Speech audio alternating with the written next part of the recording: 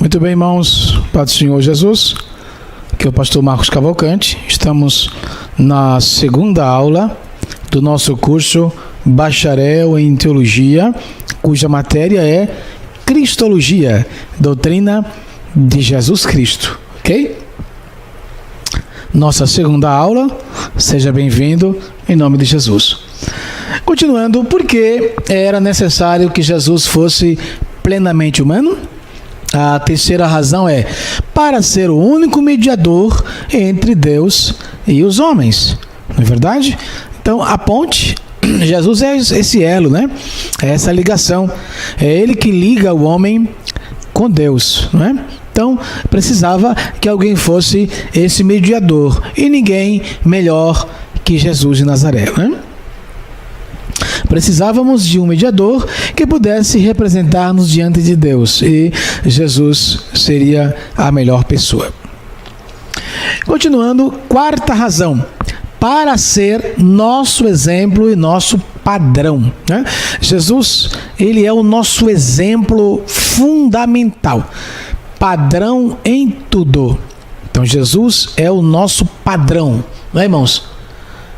Não tem outra pessoa que se possa comparar, né? Ninguém que se possa espelhar. Jesus, em termos absolutos, Jesus é o único que se pode ser o nosso exemplo. João diz, aquele que diz que permanece nele, esse deve também andar assim como ele andou, né? De que maneira Jesus andou? Em santidade, em verdade, em humildade. Eu costumo dizer, irmãos, que ninguém se compara a Jesus. Nem Moisés, nem Abraão, nem Isaac, Jacó, Josué, ninguém, Noé, ninguém na face da terra, quer seja do Velho, quer seja do Novo Testamento, muito menos em épocas contemporâneas, ninguém se compara a Jesus de Nazaré. Ele é único, é singular. Quinta razão, para compadecer-se como sumo sacerdote. Então, Jesus, ele é o sumo sacerdote, né? Sacerdote por excelência. E um detalhe, Jesus é sacerdote não segundo a ordem de Arão, né? Mas segundo a ordem de Melquisedeque. Arão falhou, não é, irmãos? Arão, ele esteve junto com o povo para então fazer aquele bezerro de ouro e fazer com que o povo ali a adorasse. Portanto, graças a Deus que Jesus não é sacerdote segundo aquela ordem, né? Se Jesus não tivesse existido na condição de homem, não teria sido capaz de conhecer por experiência, olha que interessante, por experiência, o que sofremos em nossas tentações e lutas nesta vida. Eu costumo dizer, como diz a Bíblia, Deus, ele é onipotente. Deus, ele é onisciente. Ele sabe de tudo. Mas Jesus viveu na carne. Jesus viveu a experiência. Ele viveu, então ninguém melhor que ele para nos representar diante de Deus. Muito bem. O autoesvaziamento, né? O apóstolo João disse, o verbo se fez carne e habitou entre nós, e vimos a sua glória como a glória no unigênito do Pai, cheio de graça e de verdade. Então, tendo em vós o mesmo sentimento que houve também em Cristo Jesus, que ele, subsistindo em forma de Deus, não julgou ser como igual a Deus, antes a si mesmo se esvaziou, assumindo a forma de servo, tornando-se semelhança de homem, né? Reconhecido em figura humana, a si mesmo se humilhou, tornando-se obediente até a morte e morte de cruz, né? Ele se esvazia, vem a este mundo, morre, vive a vida de um ser humano, viveu como nós vivemos, sofreu como nós sofremos e muito mais, foi crucificado e morreu como ser humano, como homem. Isso é muito interessante, porque lá em Gênesis, Satanás, ele destruiu o homem. Agora, o filho do homem estava destruindo na cruz. Glória a Deus, né? E é muito interessante, porque João diz: o espírito que não confessar que Jesus veio em carne não é de Deus. Portanto, ele veio como homem, enfrentou Satanás como homem, venceu como homem, e ele ressuscitou e foi digno de nos dar a vida eterna, porque ele se esvaziou, fez-se carne, habitou entre nós. E disse João: e vimos a sua glória, como a glória do unigênito do Pai, cheio de graça, glória a Deus, e de verdade. Amém? Autoesvaziamento de Cristo. O autoesvaziamento, que nossos em grego foi um ato voluntário, consistiu na desistência do exercício de sua divindade absoluta.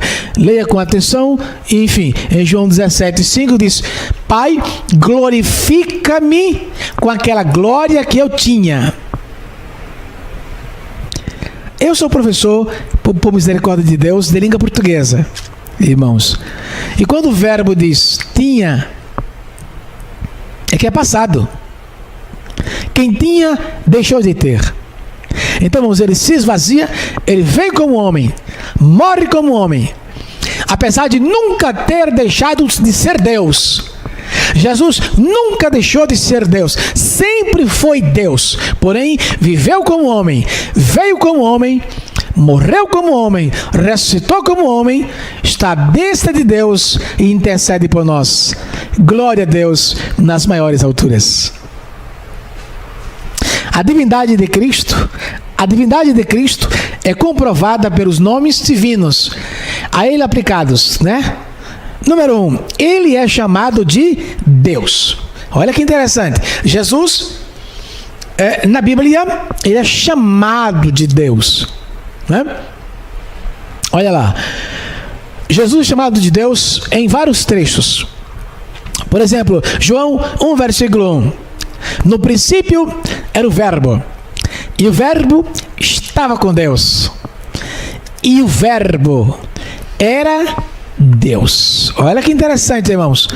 E o Verbo era Deus. O Verbo não era um Deus, como alguém ensina por aí. Tem uma seita que ensina por aí. Ele não era um Deus com o Dzinho minúsculo. Ele era Deus, podemos dizer, com D maiúsculo, né? Ele não era o Pai. Note bem, Jesus não é o Pai, também não é o Espírito Santo. Jesus é Deus. Glória a Deus. Aliás, a segunda pessoa da augusta Trindade.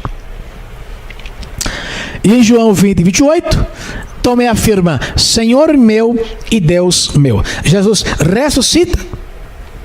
8 dias depois de estarem com os discípulos, ele regressa. No início, Tomé não estava, por isso descreu. 8 dias depois, vem Jesus. Tomé estava. Ele entra e diz: Shalom Aleichem. Paz seja com todos.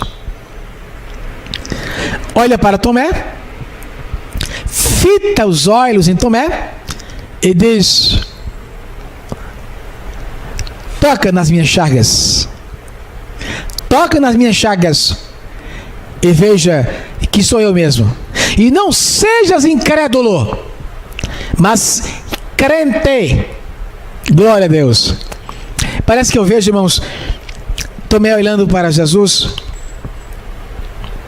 triste, angustiado, e diz: Senhor meu e Deus meu.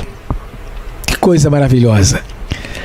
Tomé reconheceu, irmãos, diante de todos, a divindade do Filho de Deus. Ele chamou Jesus de Deus. E se Jesus não fosse Deus, teria na mesma hora ali repreendido. Mas pelo contrário, ele aceitou aquela honra, aquela adoração. Somente duas pessoas aceitam a adoração como se fosse Deus. Primeiro, Satanás, o inimigo de Deus dos crentes e da Bíblia. Segunda, Deus, o Todo-Poderoso, verdadeiro, Senhor absoluto, e santo é o seu nome. Esse sim recebe adoração e é digno dela. E Jesus recebeu, irmãos, adoração porque é digno dela. E como disse João, este é, note bem, o verdadeiro Deus e a vida eterna. Glória a Deus. Continuando, ele é chamado de Senhor. Cristo é chamado Senhor 21 vezes no Novo Testamento. Temos alguns textos aqui, ó. Disse Ananias: Saulo, irmão, o Senhor me enviou. Quem enviou Ananias em Damasco? Jesus. E Ananias chamou Jesus o Senhor. Atos 16:31. Disse Paulo ao carcereiro: crê no Senhor. De novo, crê no Senhor Jesus, serás salvo tu e tua casa.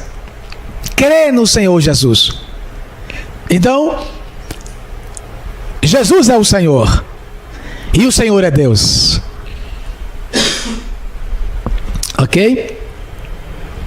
Em Salmo 110,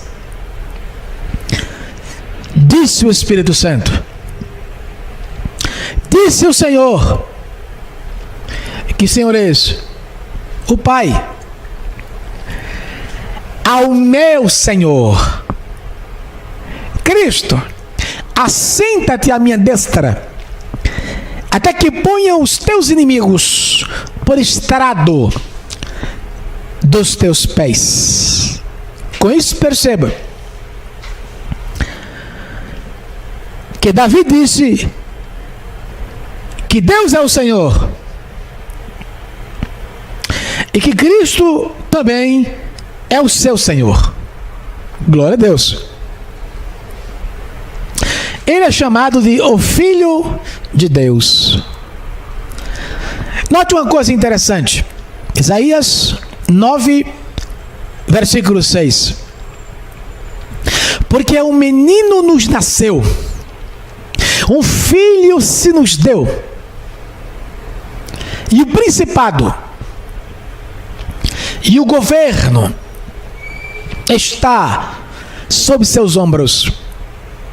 E o seu nome será Maravilhoso, Conselheiro, Deus Forte, Pai da Eternidade, Príncipe da Paz.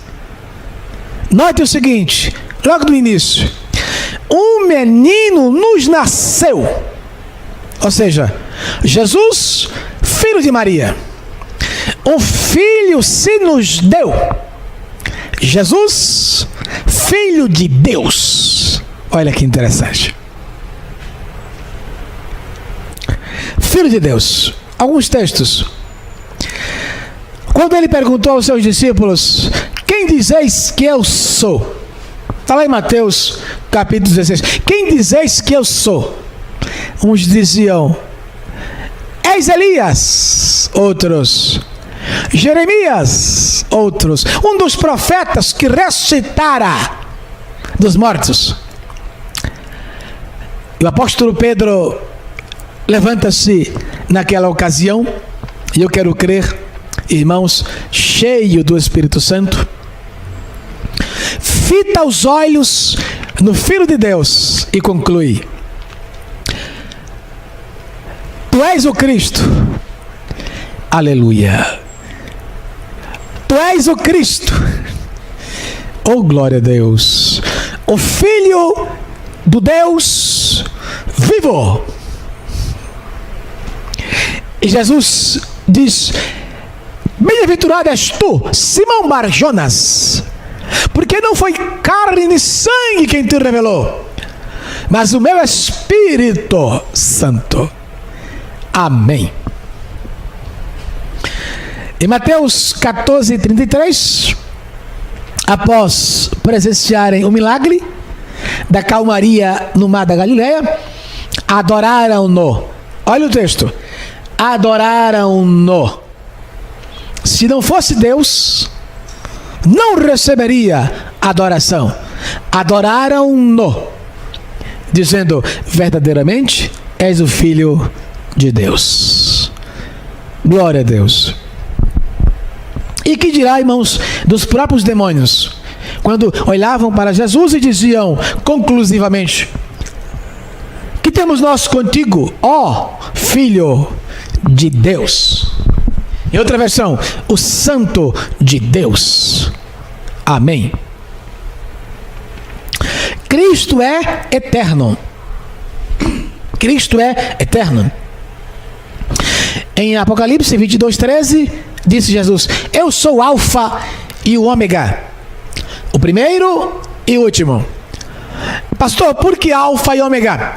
Alfa e Ômega, irmãos, são as duas letras, a primeira e a última, do alfabeto grego. São 24 letras: alfa, beta, gama, delta, epsilon, zeta, eta, teta, iota, kappa, lambda, mu, xi, micron, pi, rho, sigma, tau, epsilon, fica, epsilon, ômega. Então Jesus, ele é o alfa, o primeiro, e o ômega, o último. Significa, pastor, alfa, primeiro, antes dele Deus nenhum se fez, nem se fará. E ômega, depois dele Deus nenhum se fará, Deus nenhum haverá, porque ele, junto com o Pai e o Espírito, que formam um Deus eterno. De eternidade a eternidade, tu és Deus, já dizia o salmista. Amém. A respeito de Cristo, eis o que diz Deus, o Pai: tu porém és o mesmo, e os teus anos jamais terão fim. Isso está em Hebreus, lá no capítulo 1. Mas do Filho diz: ó Deus. Jesus chamando, o Pai chamando Jesus de Deus: ó Deus, o teu trono subsiste pelo século dos séculos. Cetro de equidade é o cetro do teu reino. Amaste a justiça e aborreceste a iniquidade. E por isso Deus, o teu Deus, te ungiu com óleo de alegria mais do que a teus companheiros. Aleluia. Ó Deus, tu porém é o mesmo, os teus anos não se acabarão. Ele também, Jesus, afirma sua eternidade quando diz: antes que Abraão existisse, eu sou. Glória a Deus. E é fundamento, irmãos, do cristianismo. A divindade de Cristo é fundamento do cristianismo. Não crer na divindade não tem a salvação. Jesus não é uma porta. Jesus não é um dos caminhos. Jesus é a porta. Como ele mesmo disse: eu sou a porta. Se alguém entrar por mim, salvar-se-á. Entrará e sairá e achará pastagem. Jesus não é um dos caminhos, ele é o caminho. Ele disse: eu sou o caminho, a verdade e a vida. Ninguém vem ao Pai senão por mim. Glória a Deus.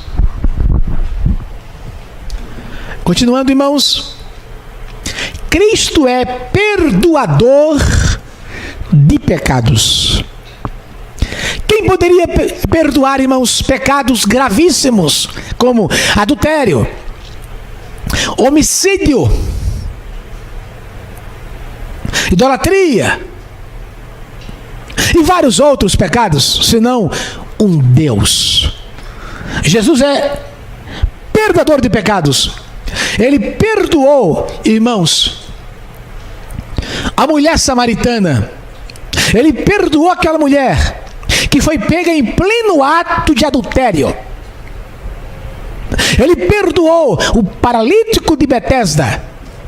Ele perdoou o cego de Jericó.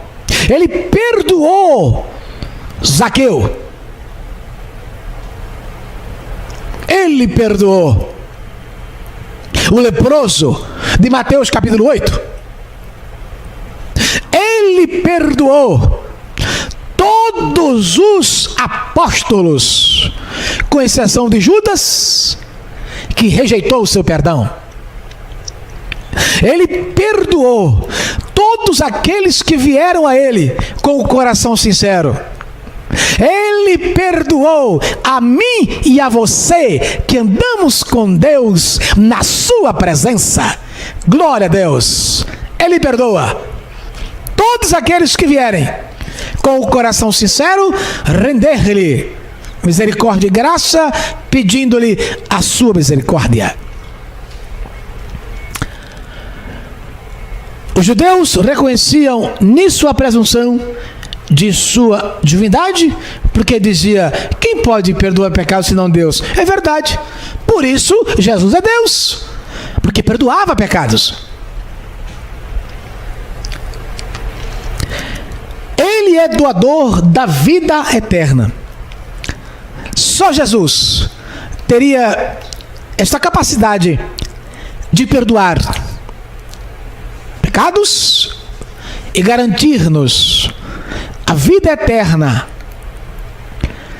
no mar de delícias, de eternidade a eternidade, na presença de Deus. Por isso que disse em João 5,24: quem ouve a minha palavra e crer naquele que me enviou, tem a vida eterna, não entrará em condenação, mas já passou da morte para a vida. Então, quem tem Jesus tem tudo. Quem não tem, não tem nada. Quem tem Jesus, no céu já tem morada. Glória a Deus. Ele é o doador da vida. Ele deu seu sangue para nos garantir a vida eterna. E ele disse, e até hoje diz: vinde a mim, todos os que estáis cansados e oprimidos,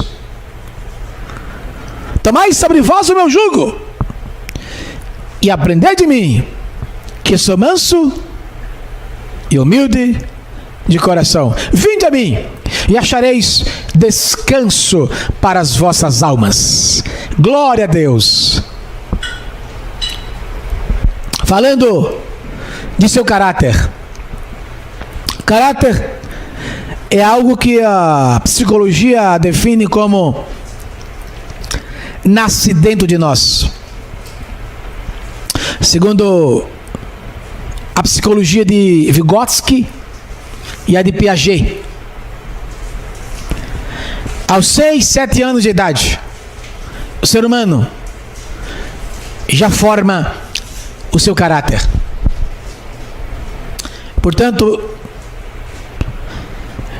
eu costumo sempre dizer em minhas aulas que a criança, irmãos, é como um papel branco.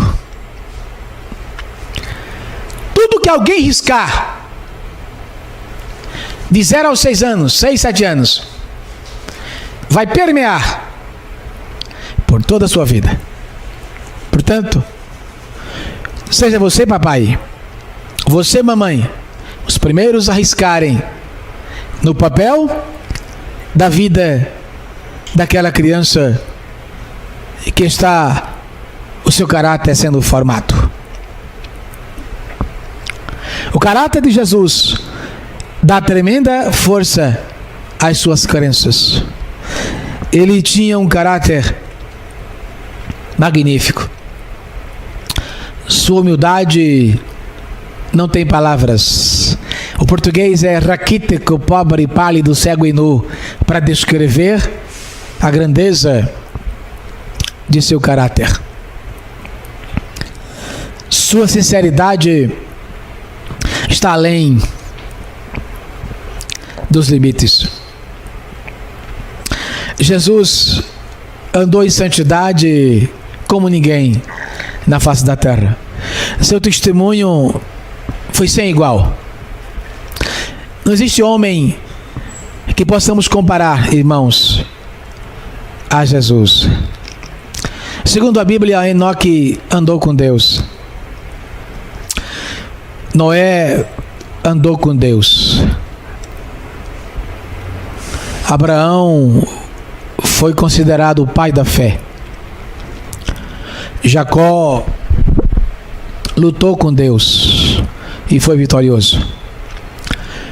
José trouxe grandes testemunhos.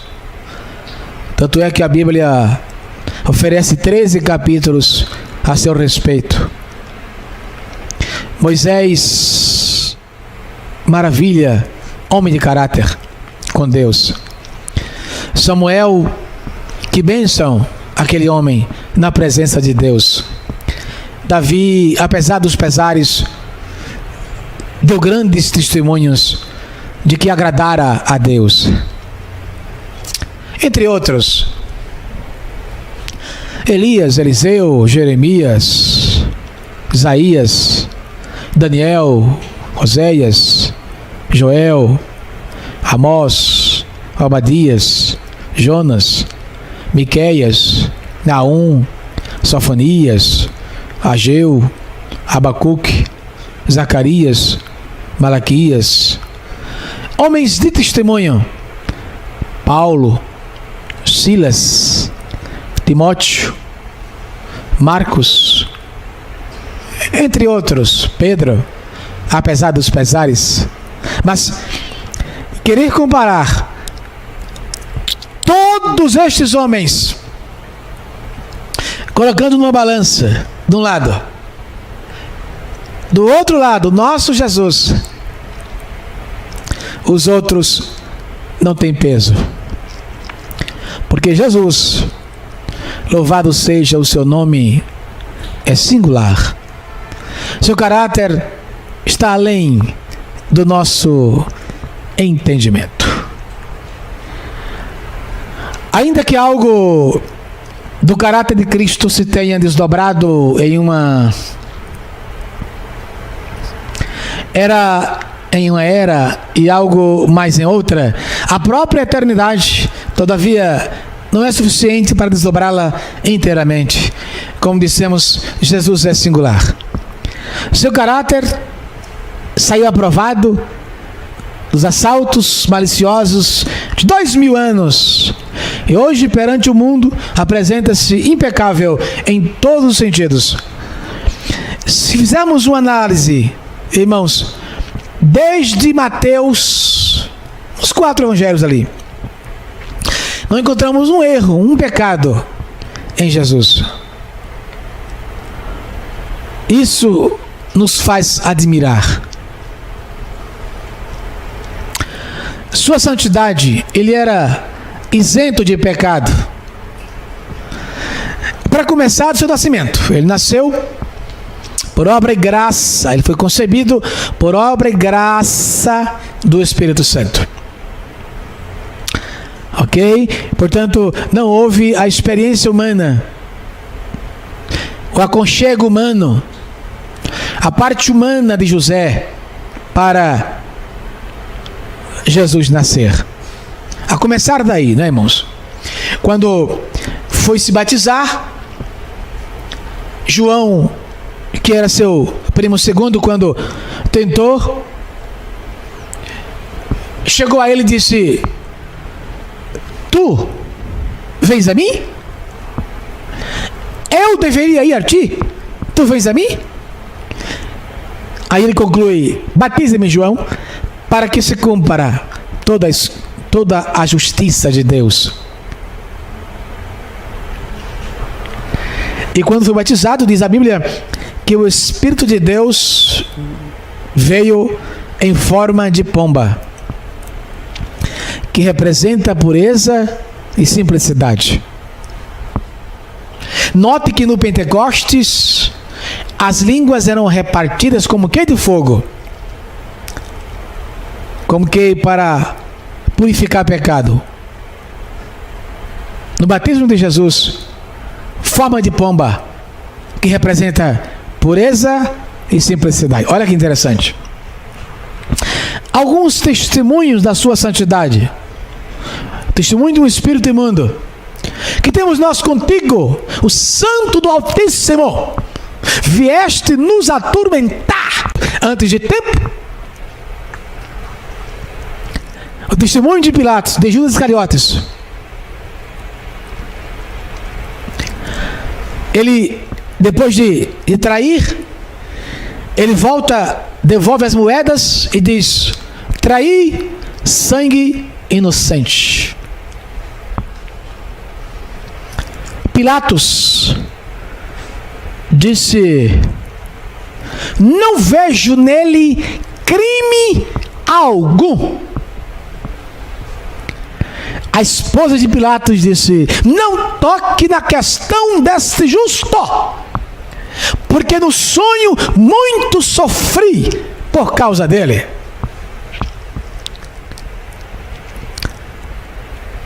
Testemunho do malfeitor, testemunho do centurião, quando disse: verdadeiramente este homem era justo. O do malfeitor junto à cruz disse: nós estamos aqui porque nossos méritos merecem, nossas obras merecem, nós merecemos, mas este, que mal fez? O ladrão junto à cruz. Aqui, meus irmãos, nós terminamos a nossa segunda aula. Deus assim te abençoe. Fiquem todos na paz do Senhor Jesus.